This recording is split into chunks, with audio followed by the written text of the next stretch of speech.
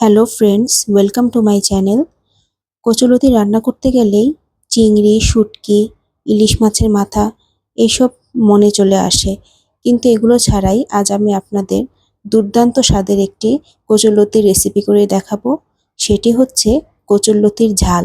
চলুন দেখে নেওয়া যাক এই রেসিপিটি।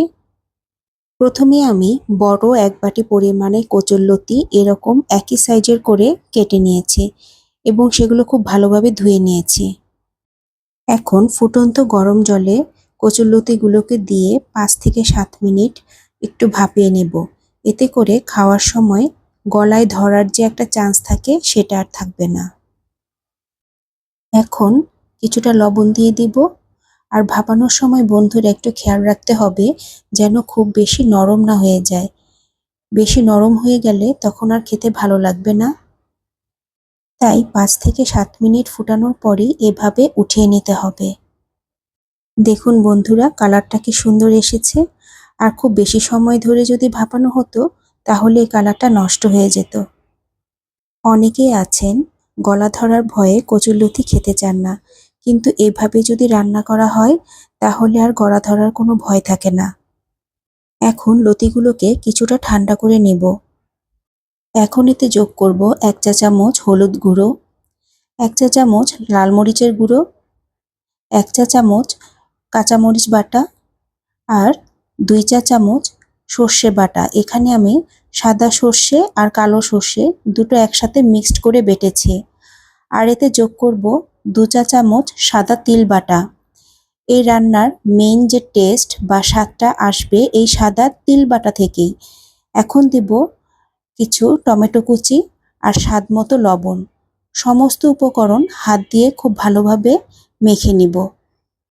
মশলা খুব ভালোভাবে মাখতে হবে যেন প্রত্যেকটা লতির গায়ে মশলাটা ভালো করে ঢোকে।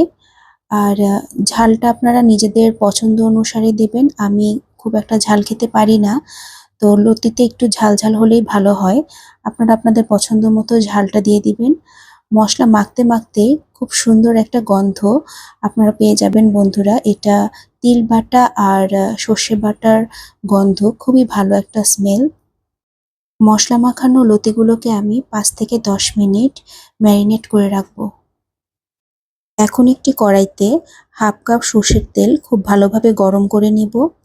তাতে দেব 1/4 চা চামচ কালো জিরে আর 1 চা চামচ রসুন কুচি, দুটো কাঁচামরিচ। ফোড়ন খুব ভালোভাবে ভাজা হলে তাতে ম্যারিনেট করা কচুরলতিগুলোকে দিয়ে দিব। চুলোর আঁচ এই সময় মিডিয়ামেই রেখেছি। মিডিয়াম আঁচেই কিছুটা সময় নিয়ে তেলের মধ্যে কচুরলতিগুলোকে কষিয়ে নিব। আর ভিডিওটি দেখে যদি আপনাদের ভালো লাগে তাহলে অবশ্যই আমার চ্যানেলটিকে সাবস্ক্রাইব করে দিবেন, লাইক, শেয়ার ও কমেন্টস করবেন। আর ভিডিও নোটিফিকেশন পাওয়ার জন্য বেল আইকনটি অবশ্যই প্রেস করে দিবেন। এরকম যখন ভাজা ভাজা হয়ে আসবে তখন এতে জল অ্যাড করতে হবে। এখানে খুব বেশি জল ব্যবহার করা যাবে না। আমি মশলা ধোয়া জলটাই কিছুটা দিলাম। প্রায় হাফ কাপের মতো জল দিয়েছি এবং সবকিছু খুব ভালোভাবে মিশিয়ে নেব। যদি কেউ সম্পূর্ণ নিরামিষ হিসেবে খেতে চান তাহলে অবশ্যই রসুন কুচি এখানে বাদ দিয়ে দিবেন। রসুন ছাড়াও খেতে খুবই ভালো হয়। এখন এতে যোগ করব সামান্য চিনি, এতে টেস্টটা আরো অনেক বেশি ভালো আসে। রান্নার প্রায় শেষ পর্যায়ে চলে এসেছে আর ঝোলটাও বেশ গা মাখা মাখা হয়ে এসেছে। দুপুরে বা রাতে যে কোনো সময়ে গরম ভাতের সাথে এই রেসিপিটি দুর্দান্ত লাগে। নামানোর আগে আমি কিছুটা ধনেপাতা কুচি ছিটিয়ে দিচ্ছি। আপনারা যদি ধনেপাতা কুচি পছন্দ না করেন না দিলেও হবে। সবকিছু খুব ভালোভাবে মিশিয়ে নিব। এই তো হয়ে গেল ভীষণ মজার কচুরলতির ঝাল। এভাবে রান্না করলে আশা করি আপনাদের সবার খুব ভালো লাগবে। কোনো রেসিপির রিকোয়েস্ট থাকলে অবশ্যই আমাকে কমেন্টস বক্সে কমেন্টস করে জানাবেন। রান্নাটি হয়ে গেলে ঢেকে 5 থেকে 10 মিনিট স্ট্যান্ডিং টাইমে রাখবো। এরপর পরিবেশন করব। আজ এখানেই রাখছি। আবার হাজির হব অন্য কোনো নতুন রেসিপি নিয়ে। সবাই সেই পর্যন্ত খুব ভালো থাকবেন। ধন্যবাদ।